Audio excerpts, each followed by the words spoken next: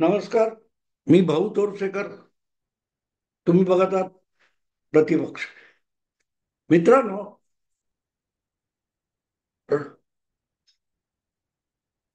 उबाठा शिवसेनेचे युवा नेते आदित्य ठाकरे हे परत एकदा वरळीतूनच निवडणूक लढवतील का, याविषयीच्या शंका लोकसभा निवडणूक संपल्यापासून वारंवार विचारल्या गेलेल्या आहेत. आणि त्याचं कारण सरळ आहे. दक्षिण मुंबई लोकसभा मतदारसंघामध्ये त्यांच्याच पक्षाचे अरविंद सावंत तिसऱ्यांदा लोकसभेवर निवडून गेले आणि त्या लोकसभा मतदारसंघाचा घटक असलेल्या वरळी या विधानसभा क्षेत्रामध्ये म्हणजेच आदित्य ठाकरे यांच्या विधानसभा क्षेत्रामध्ये अरविंद सावंत यांना मताधिक्य मिळालं असलं तरी ते मताधिक्य इतकं दुबळं आणि किरकोळ आहे की विधानसभा निवडणुकीत आदित्य ठाकरे तिथून उभे राहिले तर पराभूत होतील इतकी चर्चा सुरू झाली होती. मध्ये मध्ये तर तिथून एकनाथ शिंदे कोणाला उभं करणार इथपासून चर्चा झाल्या. पण हेच आदित्य ठाकरे हे 2 वर्षापूर्वी आपण हे करतो, चला हिम्मत असेल तर एकनाथ शिंदे मुख्यमंत्री मिंधे वगैरे यांनी आपल्या समोर निवडणूक लढवून जिंकून दाखवावी असं आव्हान देण्यापर्यंत मजल मारली होती. विमानतळ ते विधानसभा जाताना मध्ये वरळी लागते अशी धमकी दिली होती. ते आदित्य ठाकरे परत एकदा आपल्या वरळी मतदारसंघातून विधानसभेवर निवडून येतील का, हा प्रश्न लोकसभा निवडणुकीत त्या निकालानंतर विचारला गेला. आणि म्हणूनच आता जी निवडणूक अगदी 30 दिवसावर आलेली आहे, 30 दिवसांनी या निवडणुकीचा निकाल लागणार आहे. या पार्श्वभूमीवर वरळीचं काय आणि आदित्य ठाकरेंचं काय हा प्रश्न विचारला जात होता. आणि त्याचं कारण सरळ आहे. आदित्य ठाकरे हा सामान्य शिवसैनिक उमेदवार नाही, कुठल्या तरी एका पक्षाचा उमेदवार नाही, तर राजघराण्यात जन्माला आलेला राजपुत्र आहे. आणि म्हणून त्याच्यासाठी प्रत्येकाने त्याग करायचा असतो. त्याचा नसलेला विजय देखील त्याचाच विजय म्हणून त्याच्या काळात विजयमाला घालायची असते. हे जे काय राजघराणेशाहीचा जो भाग होता, अन्यथा आदित्य ठाकरे हे वरळीतून लढले नसते किंवा आमदार आणि मंत्री झाले नसते. वरळी हा मतदारसंघ अनेक वर्षापासून शिवसेनेचे दिवंगत नेते दत्ता नलावडे यांनी जिंकलेला होता. पुढे मतदारसंघाची फेररचना झाल्यानंतर काही काळ, मला वाटते 1 किंवा 2 निवडणुका, सचिन अहिर तिथून निवडून आले होते.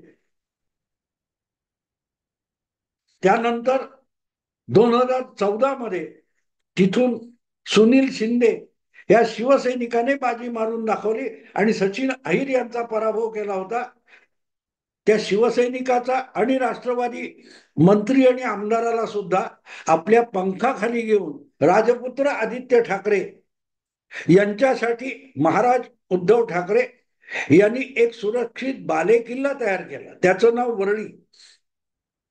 आज जे आदित्य ठाकरे उठसूट वरळीच्या बाबतीत धमक्या देत असतात इतरांना की विमानतळ ते विधानसभा जायला वरळीतून जावं लागतं, एकनाथ शिंदे यांची हिंमत असेल तर त्यांनी आपल्या समोर निवडणूक लढवावी वगैरे वगैरे धमक्या आणि फुशारक्या आता प्रत्यक्ष निवडणूक आल्यानंतर त्या फुशारक्यांमधली हवा निघून गेलेली आहे.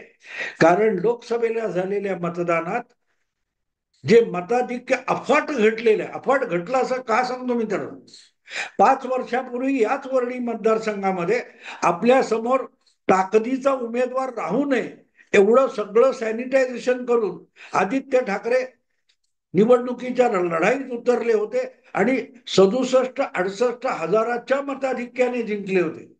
त्यांच्या समोर उमेदवारच नाही, सचिन अहिर शिवसेनेत गेलेले, म्हणून राष्ट्रवादी काँग्रेस पक्षाकडे असलेली ती जागा कोणतरी नौखा माने नावाच्या उमेदवाराला उभे करून शरद पवारांनी लढवली होती. आणि माने यांच्या विरोधात तिथून 68,000 67,000 मताधिक्याने आदित्य ठाकरे जिंकले होते. हा आपलाच पुतणे आहे म्हणून राजकीय मतभेद भेदभाव बाजूला ठेवून काका महाराष्ट्र नवनिर्माण सेनेचे अध्यक्ष राज ठाकरे यांनी तिथे आदित्य ठाकरेंना पाठिंबा दिला, उमेदवार उभा केला नाही. त्यामुळे मनसेची मतं सुद्धा ठाकरे म्हणून आदित्य ठाकरेंना मिळाली होती. ही सगळी पार्श्वभूमी लक्षात घेतली तर तुम्हाला कळेल की आदित्य ठाकरे लढलेलेच नव्हते. त्यांच्या विरोधात लढायला कोणी उभाच राहू नये अशी व्यवस्था करण्यात आली आणि सुनील शिंदे किंवा सचिन अहिर यांच्या आयत्या मतदारसंघावर आदित्य ठाकरे रेघोट्या ओढायला आले होते. आणि तरीही हा आपला बालेकिल्ला आहे. वर्णीत आपल्या इशाऱ्याशिवाय आदेशाशिवाय पान सुद्धा हलत नाही अशा भ्रमात आदित्य ठाकरे 5 वर्ष वागले, जगले. पण आता अशी वेळ आली आहे की राजपुत्राचं राजसंस्थान खालसा झालेलं आहे, सत्ता गेलेली आहे आणि ज्यांच्या बळावर पित्याने मुख्यमंत्री पद मिळवलं ते मित्र पक्ष सुद्धा जर पित्याला विचारत नसतील तर राजपुत्राला कसली किंमत देणार. आणि तिथेच सगळा घोळ होऊन बसलाय. चाचपणी झाली आणि अजूनही विषय संपलेला नाही. आदित्य ठाकरे भले तुमच्या वर्णीतून त्यांचं नाव घोषित झालं असेल पण शिवडीच्या मतदारसंघात अधिक मताधिक्य आहे म्हणून अजय चौधरींचं नाव अडवून ठेवलेलं आहे. कदाचित शेवटच्या क्षणी आदित्य ठाकरेंना परळ, लालबाग, शिवडी हा जो मतदारसंघ आहे जिथे 26-30 हजाराचं मताधिक्य गेल्या लोकसभेत आहे तो सुरक्षित मतदारसंघ एका वयस्क शिवसैनिकाचा बळी देऊन राजपुत्राकडे सोपवला जाऊ शकतो. हे मी मुद्दाम सांगतोय मित्रा, हे मुद्दाम सांगतोय कारण एकनाथ शिंदे किंवा आणखीन कोण मोठा आव्हान नाही. एक साधा संदीप देशपांडे नावाचा मनसैनिक आदित्य ठाकरेंना आव्हान द्यायला वर्डीत येऊन ठाकलेला आहे आणि आदित्य ठाकरेंचे चुलत काका राज ठाकरे यांनी संदीप देशपांडे या आपल्या मनसे उमेदवारासाठी सर्वात आधी सभा आणि प्रचार सुरू करून टाकलेले. अर्थात संदीप देशपांडे हा अचानक टपकलेला उमेदवार नाहीये. तो गेले 4-5 वर्ष अगदी कोरोना काळापासून किंवा उद्धव ठाकरे मुख्यमंत्री आणि आदित्य ठाकरे हे पर्यावरण मंत्री असल्यापासून वर्डी मतदारसंघात पुढली निवडणूक लढवण्याच्या दृष्टीने कामाला लागलेला होता. आणि म्हणूनच वर्डी हा आपला बालेकिल्ला आहे अशा भ्रमात असलेल्या आदित्य ठाकरेंना उशिरा जाग आली आहे. कारण संदीप देशपांडे हा समोर येऊन उमेदवार म्हणून आव्हानवीर म्हणून दिसायला लागला तोपर्यंत बराच उशीर झालेला होता. ही पार्श्वभूमी तुम्हाला एवढ्या सांगितली की आपल्या पुतण्यासाठी आपल्या चुलत भावाने कुठलीही मदत मागितली नसताना जे सौजन्य राज ठाकरे यांनी दाखवलं होतं तेच सौजन्य किंवा तेवढी काय म्हणतात ती आपुलकी राज ठाकरे यांच्या मुलाबद्दल कोणी दाखवले का? नाही. राज ठाकरे यांचे सुपुत्र अमित ठाकरे हे आपल्या चुलत भावाच्या पाठोपाठ निवडणुकीच्या रिंगणात उतरलेले आहेत.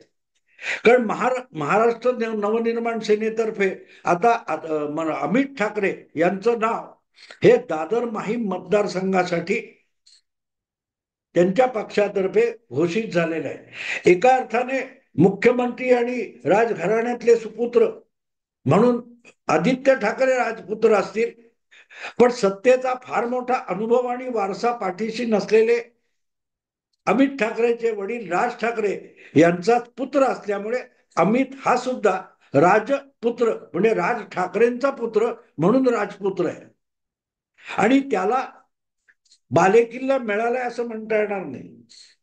अर्थात आदित्य ठाकरे यांचा वर्डी मतदारसंघ हा त्यांचा बालेकिल्ला कधीच नव्हता.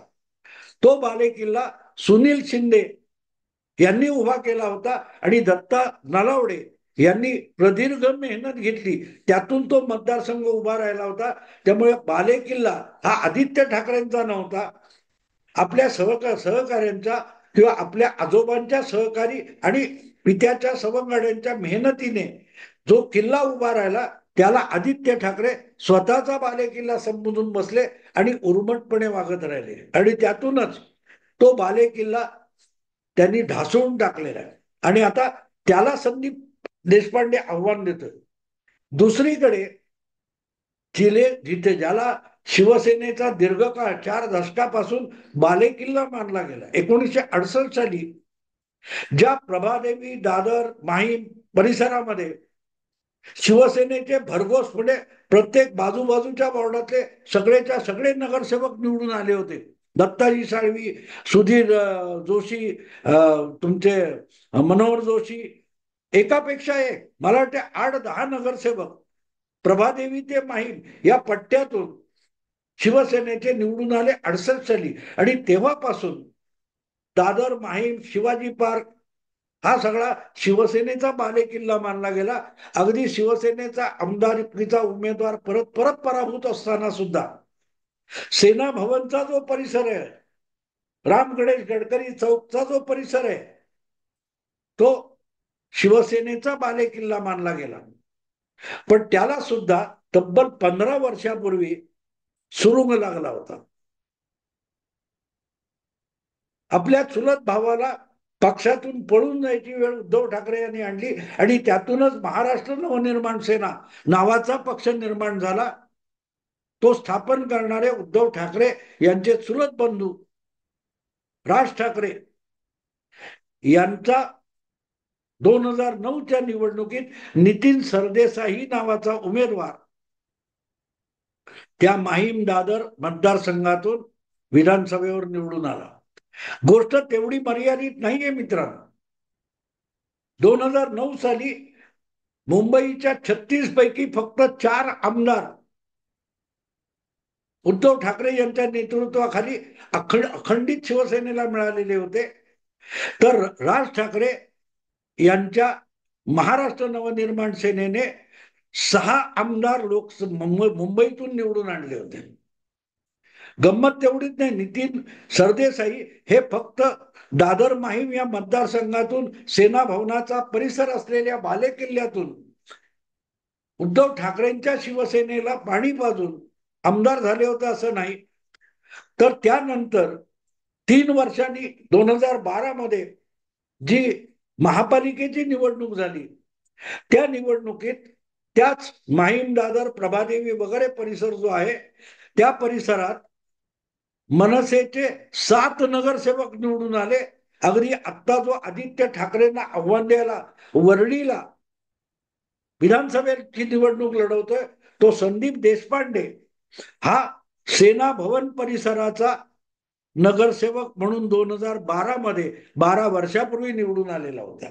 मुद्दा इतकाच की आपला बालेकिल्ला, आपला बालेकिल्ला म्हणून नाचणारे जे बाळासाहेबांचे पुत्र किंवा नातू आहेत, त्यांना आपल्या आजोबा आणि वडिलांच्या काही गोष्टी माहिती नाही. मला आठवतं अगदी 40-50 वर्षापूर्वी बाळासाहेब बालेकिल्ल्याची भाषा आली की म्हणायचे, अरे कसले किल्ले, किल्ले गेले, तुम्ही आता फक्त बाले उरलाय. आणि बाले याचा अर्थ बानकोटी घरगडी जे मुंबईत काम करायचे आणि ते त्या होळीला वगैरे गणपतीला, गौरी गणपतीला नृत्य करायचे, त्याला बाले नृत्य म्हणतात. पायात घुंगरू बांधून नाचणारे ते बाले. आणि तो हेटाळणीचा सूर बाळासाहेबांनी लावलेला असायचा, अरे किल्ले गेले, तुम्ही नुसते बाले राहिलात नाचणारे. आजच्या उबाठा शिवसेनेची अवस्था नेमकी त्या घुंगरू बांधलेल्या बाले म्हणतात तशी राहिलेली आहे, किल्ला राहिलेला नाही. आणि म्हणून आज जर राजपुत्र म्हणजे राज ठाकरेंचे पुत्र अमित ठाकरे दादर माहीम मतदारसंघातून निवडणुकीच्या रिंगणात उतरले असतील, तर मग तो सुद्धा त्यांच्या पित्याचा बालेकिल्ला म्हणावा लागतो, मनसेचा बालेकिल्ला म्हणावा लागतो. कारण ती जागा मनसेने केवळ स्वबळावर जिंकली होती, कुठल्या आघाडीत नाही. मग शिवसेना भाजप युती असो, काँग्रेस आणि शिवसेनेबरोबरची महाविकास आघाडी असो, असं नाही. नितीन गडकरी यांनी फक्त मनसे आणि राज ठाकरे या दोन शब्दावर, दोन नावावर दादर माहीमची विधानसभा निवडणूक 2009 मध्ये जिंकून दाखवली होती. आज त्या जागीच राज ठाकरे यांचे सुपुत्र अमित ठाकरे निवडणूक लढवत आहेत. आणि म्हणून मी त्यांना राजचा पुत्र म्हणून राजपुत्र म्हणतोय. आणि हा राजपुत्र आपल्या पित्याच्या बालेकिल्ल्यात, कारण त्याचं वास्तव्य राज ठाकरे असो किंवा अमित ठाकरे असो, त्यांचं वास्तव्य सुद्धा त्याच मतदारसंघात आहे. दादर काय तो माहीम शिवाजी पार्क वगैरे. आदित्य ठाकरे जिथे वास्तव्य करतात त्या मतदारसंघात निवडणूक लढवण्याची त्यांची हिंमत आहे का? हिंमत आहे का त्यांची? उलट ती जागा गेल्या वेळेला त्यांच्या चमच्यामुळे गमावण्याची पाळी आली आणि तिथून काँग्रेसचा उमेदवार झिशान अल्ली, जो पडायला म्हणून उभा राहिला, तो निवडून आला. आणि त्याचं कारण दुभंगलं, शिवसेना मत दुभंगली. तो मतदारसंघ ज्याने बालेकिल्ला बनवला, त्या प्रकाश बाळासाहेबांच्या बायकोला पोटनिवडणुकीत निवडून आणली आणि सर्वसाधारण किंवा जनरल निवडणुकीत तिथे आपला चमचा उभा करण्यात आला आणि तिने तृप्ती सावंतनी बंड केलं, म्हणून ती जागा शिवसेनेच्या हातून गेली आणि काँग्रेसला मिळाली. पण त्याच कलानगरच्या परिसराला, वांद्रे पूर्वला आपला बालेकिल्ला म्हणायची हिंमत ना पित्यामध्ये आहे ना पुत्रामध्ये आहे. ते वरळीत जाऊन आईजीच्या जीवावर बाईजी उदार म्हणतात तसे बालेकिल्ले शोधून काढत असतात. गंमत अशी आहे की आता सुद्धा तो वांद्रे पूर्वचा जो बालेकिल्ला नाहीये, तिथून राजपुत्राचे चुलत बंधू वरुण सरदेसाई यांना उभं करण्यात आलेले. मुद्दा असा आहे की तुम्ही स्वतः काय केलंय? राज ठाकरे यांनी जो पक्ष उभा केला त्यातून नितीन सरदेसाई सारखा एक नवा नेता निर्माण झाला आणि त्या नेत्याने दीर्घकाळ काम केलंय. त्यातून जो बालेकिल्ला तयार झाला, अशा दादर माहीम मतदारसंघामध्ये अमित ठाकरे उभे राहतात. आणखी तो नितीन सरदेसाई का निवडून आला हे पण लक्षात घेतलं पाहिजे. ही आपली हक्काची जागा आहे म्हणून टीव्हीवर आपल्या वहिनींना आवडणारा लाडका भावजी होता आदेश बांदेकर, याला तिकडे आणला आणि त्यामुळे त्या जागेवर हक्क असलेला शिवसेनेचा विभाग प्रमुख सदा सरवणकर बंडखोरी करून काँग्रेस पक्षात गेला. नारायण राणे बरोबर जाऊन त्याने तिकीट मिळवलं आणि तिथे आदेश बांदेकर आणि सदा सरवणकर यांच्यामध्ये शिवसेनेची मतं विभागली गेली. त्याचा फायदा मिळाला तो नितीन सरदेसाईंना मिळाला. म्हणजे आपले लाडके चमचे गोळा करायचे आणि त्यांच्यासाठी पक्ष पणाला लावायचा. यातूनच उद्धव ठाकरे यांनी शिवसेनेचं वाटोळं करून टाकलं होतं. आणि आता तिसऱ्या पिढीत आदित्य ठाकरे उरली सुरली उबाटा शिवसेना आहे, तिचा सुद्धा सत्यानाश कसा करणार आहेत याची साक्ष आपल्याला वांद्रे पूर्वमध्ये वरुण सरदेसाई यांच्या उमेदवारीतून मिळते. तुम्हाला आठवतं त्या नवनीत राणा वगैरे मातोश्रीच्या दारात, कलानगरच्या दारात हनुमान चालिसा म्हणायला आल्या, तर त्यांना पिटाळून लावताना हेच वरुण सरदेसाई मुंबई आमच्या साहेबांची नाही कुणाच्या बापाची असल्या घोषणा देत होते. आठवतं तुम्हाला? हे सगळं मी एवढ्यासाठी सांगतोय की पुढच्या पिढीत राजकारण आलं तर गैर नाही. पुढच्या पिढीने बापाच्या, काकाच्या, आजोबाच्या आधारे राजकारण केलं, मी त्याला गैर मानत नाही. पण तुम्ही आपल्या मेहनतीवर आपली पाळं मुळं रुजवून पुढे आला पाहिजे. पित्याच्या, काकाच्या, सहकाऱ्यांनी जी मेहनत घेतली आहे त्याची फळं आपण ऐती चाखायची आणि परत त्यांच्यावर डाफरायचं. हे जे काय चालतं ना, त्यातून घराणेशाही येते आणि त्या घराणेशाहीला कधी ना कधी जनता झोडपून काढत असते. आदित्य ठाकरे आणि वरुण सरदेसाई यांच्या नेतृत्वाखाली उबाठा शिवसेनेचा आणखीन ऱ्हास होणार असेल तर त्यासाठी एकनाथ शिंदे किंवा त्यांच्याबरोबर बंड करणारे नेते, शिवसेनेचे आमदार हे गुन्हेगार नसतील. ते गुन्हेगार नसतील. तुम्ही गुन्हेगार असाल, कारण तुम्ही ज्यांनी कष्टाने कमावलं त्यांचं ओरबाडायला जाता, त्याची फळं तुम्हाला भोगायला लागतील. उद्या आदित्य ठाकरे जर वरळीतून पराभूत झाले आणि सुनील शिंदे, सचिन अहिर हे तरीही आमदार राहिले, त्यांची विधान परिषदेची आमदारकीची मुदत 6 वर्ष असते, तर आदित्य ठाकरेंनी मिळवलं काय आणि शिवसेनेने गमावलं काय याचा विचार करावा लागेल. कारण जेव्हा तुम्ही राजपुत्रांना बालेकिल्ले देता आणि बालेकिल्ल्यात राजपुत्रांना लढायला उभे करता, यात एक मूलभूत फरक असतो. राजपुत्र म्हणजे राज ठाकरेंचे पुत्र अमित ठाकरे दादर माहीम मधून मोठं लढाई करायला उभे आहेत, त्यांच्या पाठीशी कोणी मित्र पक्ष नाहीये. आणि आदित्य ठाकरे मित्र पक्ष आणि स्वपक्ष यांनी जे आयत करून ठेवलंय त्याच्यावर जगायला बघतात. हा मोठा फरक आहे. एक वागण्यातून राजपुत्र आहे आणि दुसरा हा जन्माने राज हा पित्याचं नाव म्हणून राजपुत्र आहे. एक दुसऱ्यांचा किल्ला हा बळकावतो आणि त्याला बाले किल्ला मानतो. दुसरा आहे तो आपल्या पित्याच्या आणि स्वतःच्या मेहनतीतून एक बालेकिल्ला निर्माण करायला बघतोय. बघू काय होतं. आत्ता इथेच थांबतो. आवडलं लाईक करा, शेअर करा, सबस्क्राईब करा. नमस्कार.